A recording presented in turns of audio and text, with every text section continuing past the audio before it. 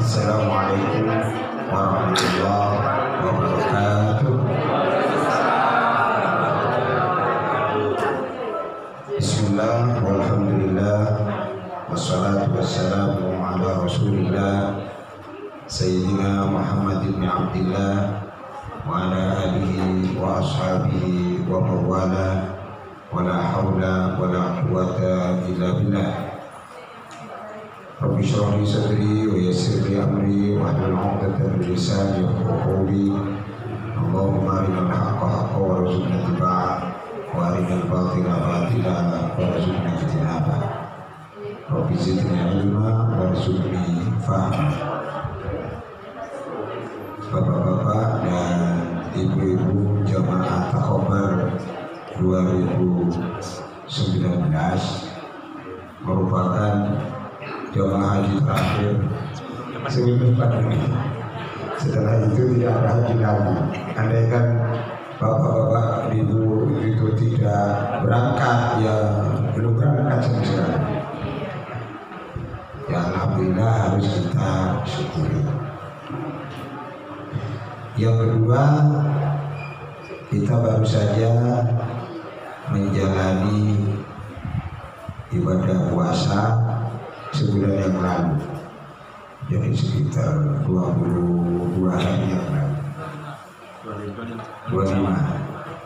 Sekarang tanggal 25 Syawal, 25 Syawal. Jadi sebetulnya kalau kita melakukan ibadah puasa itu kan intensitas ibadah kita akan meninggi. Kita malam bangun. Kenapa kok bisa bangun? Katanya karena kita rencanakan.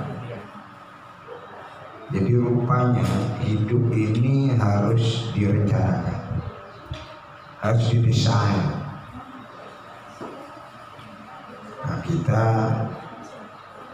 manusia ini kalau bisa mendesain, bisa mengatur hidupnya, insya Allah tidak akan jauh dari yang kita rencanakan.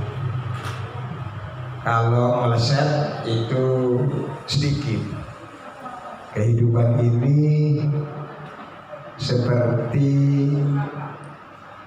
mesin, harus disetel. Kalau kita dalam kehidupan sehari-hari, saya besok mau menghadiri Takobir 2019 di Duku Jatro, kan kita datang ke sini kan. Kemudian kalau malam nanti kita setel, kita rencanakan bahwa nanti malam jam 3 saya akan bangun juga itu. Tapi kalau nggak ada rencana, kata orang sekarang sudah mengalir seperti air, itu namanya nggak punya rencana. Nah itulah yang disebut di dalam Al-Quran itu wal 'ashr, demi masa. Jadi berarti orang itu harus menghargai waktu. Nah, kalau tidak mau menghargai waktu, maka akan terjadi kerugian. Innal insana lafi khusr. Manusia itu akan mengalami kerugian. Jadi bulan Ramadan itu, kembali ke Ramadan, adalah bulan latihan merencanakan peribadatan. Nah setelah bulan Syawal, supaya ada bekasnya ini. Latihan itu ada bekasnya.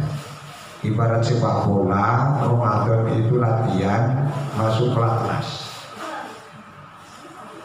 Nah, bulan Syawal ini dan bulan-bulan berikutnya itu pertandingan ini. Nah, yang menentukan kita menang atau tidak di bulan Syawal. Nah, itu kira-kira filosofinya seperti itu. Jadi ala kulli hal, saya sebagai Oktober 2019, tentu harus bersyukur saya bisa ketemu dengan bapak-bapak dan ibu sekalian. Dan jemaah kita ada dua, satu Haji Ahmad Bakri, nomor 2 Haji Mulyanto. Lahumma al-Fatihah.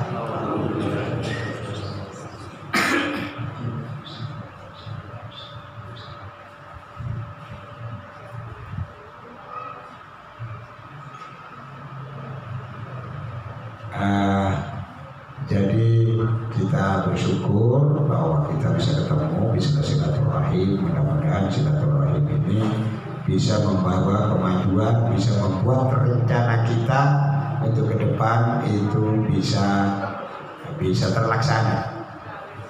Rencana itu juga tahu kan, kita kan sudah bisa memperkirakan usia kita itu berapa. Kira-kira kalau sudah usia di atas 50, kayaknya untuk menjadi 50 tahun lagi kayaknya sulit. Iya kan? Nah itu harus kita rencanakan. Harus kita memberi manfaat kepada sesama manusia. Bahkan kalau bisa memberi manfaat kepada semua makhluk hidup. Nah, bisa kita rencanakan. Kalau saya ini sekarang sudah umur 62, kira-kira sampai 70. Ya, kita harus merencanakan itu sehingga usia kita ini tidak terlalu boros, artinya penuh manfaat.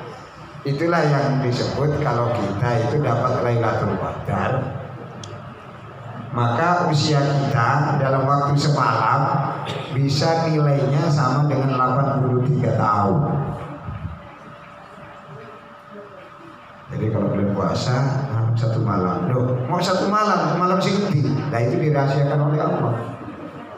Maksudnya apa? Supaya sepanjang bulan Ramadan kita itu beribadah. Jadi kalau kita sepanjang bulan Ramadan itu beribadah terus, berarti mesti dapat satu itu bulan Lailatul Qadar. Mesti.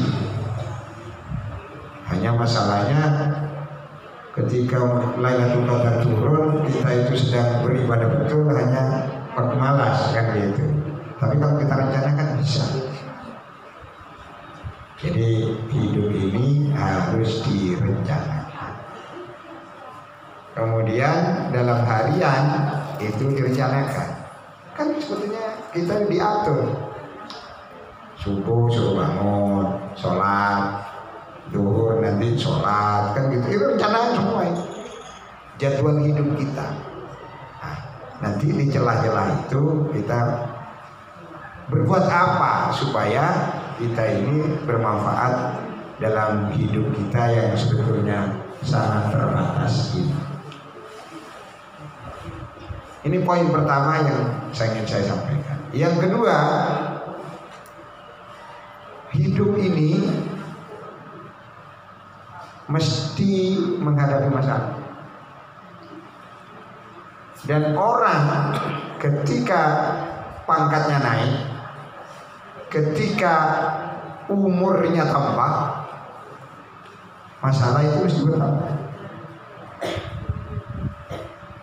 Tapi ada orang itu tidak mau masalah.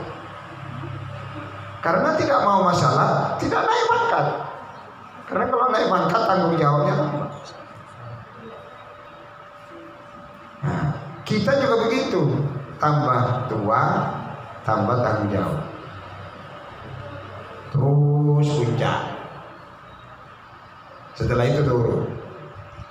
Tapi ada yang turun, ada yang enggak. Turun itu maksudnya kalau secara formal pensiun. Ini sudah yang pensiun sudah berapa banyak. Tapi pensiun itu kan formalitas. Mestinya tanggung jawab bertambah. Karena bertambah maka harus bisa mencari solusi. Kalau menghadapi masalah pasti menghadapi masalah. Ya apalagi di masyarakat, di rumah tangga saja pasti masalah. Tukaran di bojone kan. Jenengan yang suami istri nggak pernah tukaran? Ya pasti pernah, nek gak pernah bohong itu. Hanya ketika orang mempunyai persoalan, apakah kita bisa mencari solusinya, mencari penyelesaiannya. Lah kalau orang dalam hidup ini selalu pikir, sholat itu pikir. Jadi makna sholat itu wa aqimis sholata lidzikri. Lakukan sholat untuk mengingatku. Itu kan sarana, wasilah untuk mengingat Allah yang sudah ditentukan, caranya sudah ditentukan. Kalau orang berzikir dengan sholat, kemudian istighfar, di sholat itu ada istighfarnya. Rabbi firli warhamni wajburni warfa'ni warzuqni. Kemudian setelah sholat kita astagfirullah, astagfirullah, astagfirullahaladzim dan seterusnya. Kalau Nabi istighfarnya itu berapa? Nabi sabda Rasul itu 70 sehari, 70 kali istighfar dalam satu hadis. Di hadis lain itu 100 kali dengan penuh kualitas yang bagus. Kalau kita omongan kita astagfirullahaladzim, tapi pikiran kita ada di Surabaya, kan gitu ya. Astagfirullahaladzim, lah sutil itu di mana? Kan kita tidak tahu gitu. Jadi kita melatih, tapi begitu itu nggak apa-apa. Jangan karena begitu kau usah istighfar, kok gak khusyuk ini. Nah itu perlu latihan, nggak apa-apa begitu. Nanti latihan supaya musuh istighfar dalam 2 menit misalnya tidak ada ingat Allah sama sekali, pasti ono. Nah nilai itu, nilai khusyuknya dan nilai usahanya untuk kita istighfar, itulah yang menjadi penilaian Allah kepada kita. Nah kalau kita istighfar, kita sholat, karena sholat itu bagian dari zikir, kita baca Al-Quran, terus kita menghadapi masalah, Allah akan menurunkan solusinya. Ya cara Allah menurunkan solusi macam-macam. Kadang-kadang diberi nasihat orang karena diberi petunjuk, tapi Allah akan menurunkan solusinya. Solusi seperti itulah yang disebut dengan sakinah dalam bahasa Al-Quran. Fa'anzalallahu sakinatahu, itu diturunkan kepada Nabi ketika Nabi sedang menghadapi masalah. Kalau di dalam sejarah Nabi itu ada 2 yang pernah Nabi menghadapi masalah pelik. Pertama ketika hijrah, dikejar dan Nabi sembunyi. Ketika sembunyi sudah didatangi. Nah, takut Abu Bakar. Kemudian kata Nabi, la tahzan innallaha ma'ana, sesungguh jangan susah, sesungguh Allah bersama kami. Nah disitulah Allah menurunkan sakinah. Nabi itu tenang. Nah orang kalau tenang, sekarang ada kebakaran, bingung, gak sempat nelpon PMK ya, pasukan pemadam kebakaran, gak sempat. Tapi kalau Allah menurunkan ketenangan kepada bapak-bapak, kita akan fresh pikiran kita. Solusinya apa ya? Suami kena stroke di rumah, bingung kok. Nah itu kalau tidak diberi itu, Allah tidak menurunkan sakinah, maka kita bingung. Tapi kalau orangnya tenang, apa solusi? Pertolongan pertama apa? Kan kita kadang-kadang belajar tapi lupa. Ketika emosi, ketika bingung, lupa. Nah maka kita membiasakan zikir pada Allah, kita membacakan istighfar pada Allah. Karena ada masalah, kita diberi anugerah oleh Allah sakinah. Itu kalau Nabi seperti itu. Kan kita harus meneladani Nabi kan. Yang kedua, kalau Nabi ketika perang Hunain. Perang Hunain, Nabi itu para sahabatnya itu hebat karena banyak jenderal. Wah nanti Hunain habis gitu. Diremehkan. Ternyata ketika perang, ini singkatnya saja, kalah orang Islam. Nabi berada di belakang. Ternyata lari tunggang langgang. Melihat seperti itu, Allah menurunkan sakinahnya pada Nabi dan para sahabat. Nabi langsung melesat dengan kudanya. Kemudian ketika melihat Nabi melesat dengan kudanya, karena Nabi itu sebetulnya berpikirannya lebih tenang. Ini kalau dihadapi, difokuskan, mesti takut. Ini karena kita takut, malah mereka tambah berani. Jadi mental, urusan mental. Wah, sahabat itu karena Nabi yang ke depan maju. Wah, sahabat jangan Nabi yang mati, saya aja yang mati. Rebutan untuk mati. Kayak gitu. Itulah fa'anzalallahu sakinatah. Allah menurunkan sakinahnya. Jadi kita kalau kita menghadapi problem hidup dengan syarat kita selalu zikir pada Allah dan kita sering membaca Al-Quran, baca istighfar pada Allah, segala problem hidup dapat diatas. Mereka percaya, laksanakan. Nah, itu yang perlu saya sampaikan. Kemudian yang kedua, kalau orang itu menghadapi hidup terus jadi pemimpin sederhana, pemimpin rumah tangga, kan terus berkembang. Kalau orang terus, kan problem itu kan akan terus kan, akan terus. Tapi problem ada yang tidak mendadak, terus ada problem. Kalau orang bisa mengatasi problem itu, maka dia akan sukses itu. Yang kedua, apa diturunkan oleh Allah? Orang itu dengan diberi anugerah oleh Allah hikmah. Jadi manusia yang menghadapi masalah itu tingkatan keduanya hikmah. Hikmah itu apa? Hikmah itu ada yang mengatakan rahasia di balik yang nyata. Rahasia di balik yang nyata. Hikmah maulid, hikmah Isra Mi'raj, hikmah puasa, kan begitu kan? Kelihatannya puasa, tapi di balik itu ada yang rahasia. Lah, hikmah dalam hidup ini ada yang rahasia. Lah yang rahasia itu apa? Kadang-kadang orang tidak merasa.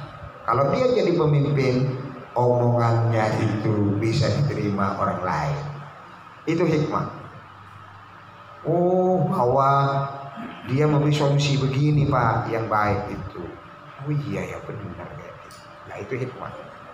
Namanya orang ini bijak. Sikapnya bijak, omongannya bijak.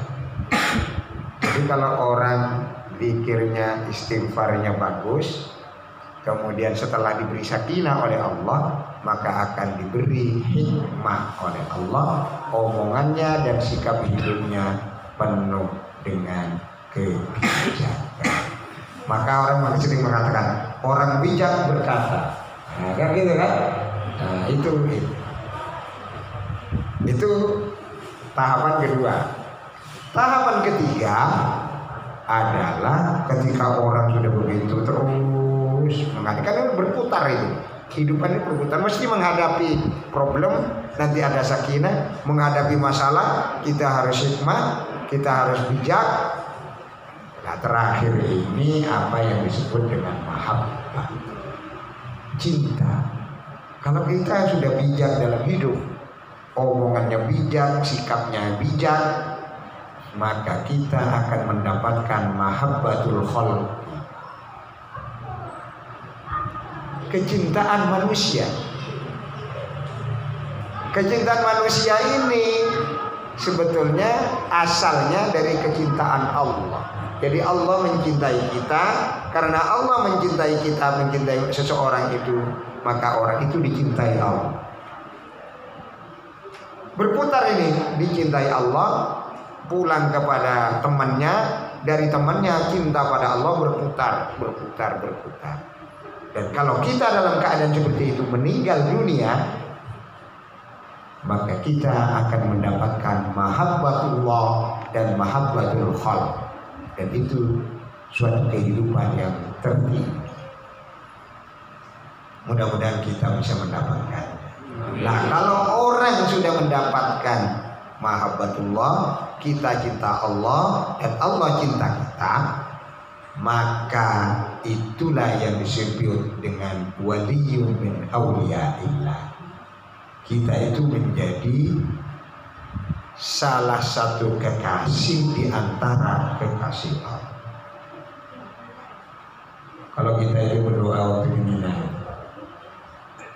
Allahumma, masih ingat, hadza Mina famnun alayya kama mananta bihi ala awliyaika, ala awliyaika wa ala ahli ta'atika. Ya Allah, ini Mina, anugerahkan pada diri kami seperti Kau memberi anugerah pada wali-wali dan orang-orang yang taat padamu. Jadi begitu kita jadi Mina kan begitu, kita kayaknya sudah lupa. Jadi nanti ketika juga dalam perjalanan segala macam itu kan, kata ketika haji itu kan kita doa di perjalanan. Dan jangan lupa itu baca terus. Itu tanda-tanda mabrur kita. Ya wis lali kabeh wae itu matur itu. Jangan lupa. Tandanya tidak lupa kita baca. Kalau dibaca terus kan nggak lupa. Nah, jadi nge-fresh, ngecas. Sekarang dicas biar tidak lupa. Kalau kita dalam perjalanan kita berdoa di perjalanan. Kalau kita kemana kita doa sesuai dengan petunjuk Rasulullah. Dan kita juga ada doa harian itu, tadi sudah dibaca. Nah, itu soal diberi sakinah, diberi hikmah oleh Allah, itu urusan Allah. Tapi tugas kita adalah melaksanakan perintah itu, untuk berpikir itu. Nah, itu yang paling penting dalam kehidupan kita. Mudah-mudahan kehidupan kita bisa memberi manfaat kepada makhluk sesama, kepada makhluk di luar manusia, dan kepada makhluk apa saja makhluk Allah memberi manfaat. Dan jauhkan diri kami dari memberi madarat pada semua makhluk Allah. Saya kira itu yang bisa saya sampaikan. Mudah-mudahan pertemuan kali ini membawa berkah dan bisa mempererat silaturahim. Yang sakit mudah-mudahan segera sembuh, yang wafat semoga dapat rahmat dan maghfirah Allah Subhanahu wa ta'ala. Al-Fatihah.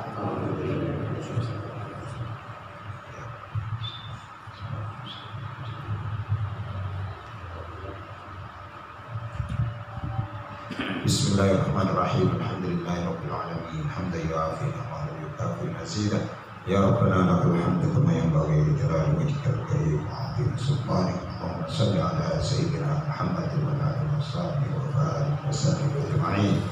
Allahumma la tada' lana fi majlisina hadha dhanban illa ghafarta wa la hamman illa farajta wa la daynan illa qadayta wa la maridan illa shafaita wa la imtihanan illa anjahta ولا عيبا إلا سترت ولا حاجة من حوائج الدنيا والآخرة إلا قضيتها ويسرتها برحمتك يا أرحم الراحمين.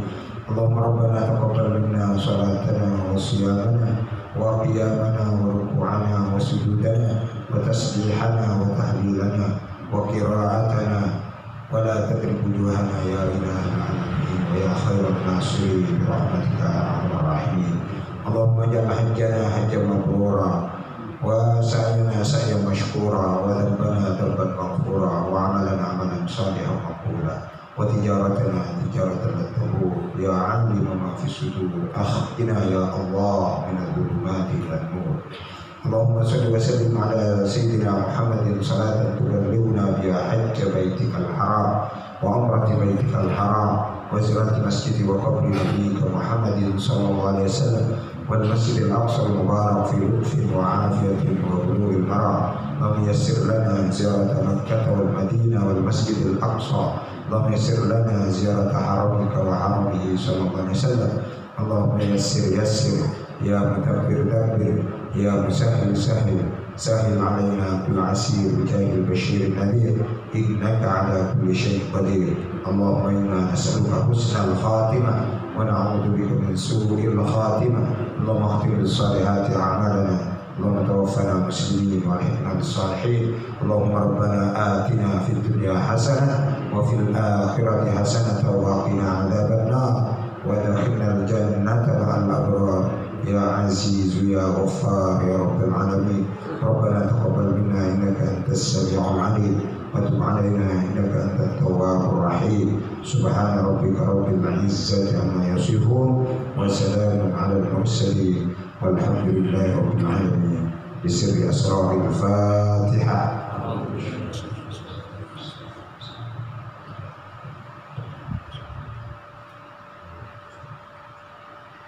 Karena hidup punya rencana, direncanakan. Kalau yang mau umroh Ramadan, jadi direncanakan mulai sekarang. Kalau mau yang ke Aqsa, direncanakan mulai sekarang. Kan begitu. Sebab kalau nggak disetel, ya nggak jadi. Jangan menunggu air mengalir. Ya bisa saja begitu. Banyak kalau kita berencana itu punya adalah itu yang baik. Saya kira itu yang bisa saya sampaikan. Kurang lebihnya mohon maaf. Assalamualaikum warahmatullahi wabarakatuh.